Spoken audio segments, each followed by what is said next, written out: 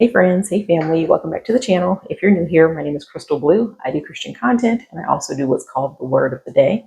I also have videos and shorts of me and my family having fun together, and also have inspirational shorts. So if you like what you see and hear, don't forget to like, subscribe, and share.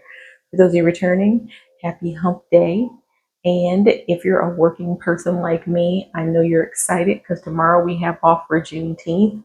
I hope you guys have great plans. I don't know what my plans are yet, but I just know I'm going to be relaxing. So, to everyone out there in advance, happy Juneteenth, okay, for tomorrow. So, today we are going to be reading from the book of Ephesians. And of course, I always like to preface it with a few things. Um, if you ever wonder, there are a lot of people that say, what's my purpose in life? What was I put on this earth to do? And I've heard a lot of people and philosophers say, the greatest day and the greatest moment in the world is when you find out what you were put on this earth to do. Now, a lot of people just kind of take that and run with it and say, well, I was put on earth to do this. I was put on earth to do this. Did you actually go and talk about that with your Heavenly Father just to make sure that's what you were put on earth to do? Or did you choose to do that thing? Of course, we have free will. We can do whatever we want. God gave us free will. But there's also consequences for disobedience and not obeying and doing what we're supposed to do. So that's going to bring me into Ephesians chapter 1, verse 11. It says, in him we were chosen, having been predestined according to the plan of him who works out everything in conformity with the purpose of his will. So basically, all believers, all of us who believe, we have been chosen by God. He already chose us a long time ago, before we were even a speck. He chose us and had a plan and a purpose for us. So when we say, oh, I know what I was put on this earth to do, I want to make sure you are going to your Heavenly Father and you are in alignment and agreement with Him, asking, is this what you want me to do? Because a lot of people, worldly people, they will say, oh, I was meant to be an engineer, entrepreneur, whatever. And they'll go and they'll be very, very successful.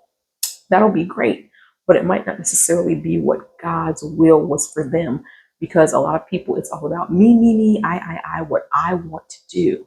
We have to remember it's not what we want, it's what our Heavenly Father wants.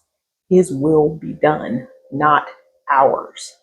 So for those people that say the most wonderful day in life is what you find out what your purpose is, it is a great day if you find out that that purpose aligns with what God has predestined you for. So I said all that to say, make sure whatever it is that you're wanting to pursue, talk to your Heavenly Father about it. Ask Him, get that confirmation from Him first and say, is this what you're wanting me to do? If so, lead me and guide me. And if so, the doors will open and things will happen because this is what He's wanting you to do. But if not, and you're finding pushback and you're like, doors are closing, it's not working out, why am I struggling so hard? Probably because that's not his will for you. That's probably not what he wants you to do. And a lot of people have said, well, that's not fair. How can I make God's will align with my will? If you notice, if you pray constantly what the Heavenly Father wants, you'll soon come to want that thing, and you won't even realize that that's what you wanted as well. You could start with a dream from childhood saying, I want to be a doctor. And you could go to school and do all these things.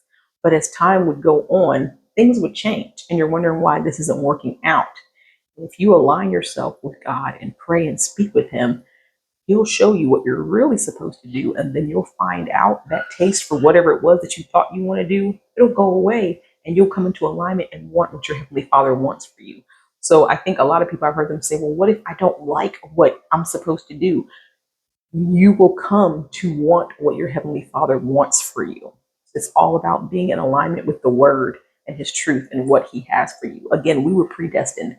He knew us before we were in our mom's womb. Like He knew us before we were nothingness. And He had predestined each one of us believers and said, Crystal's going to do this. Julie's going to do this. Timothy's going to do this. But what we have to do is go to Him and ask Him, what is your will for me? What would you have me to do? Not what I want to do, what you want me to do. It's a selfless type thing because He put us here to do His will. So this is what we have to remember.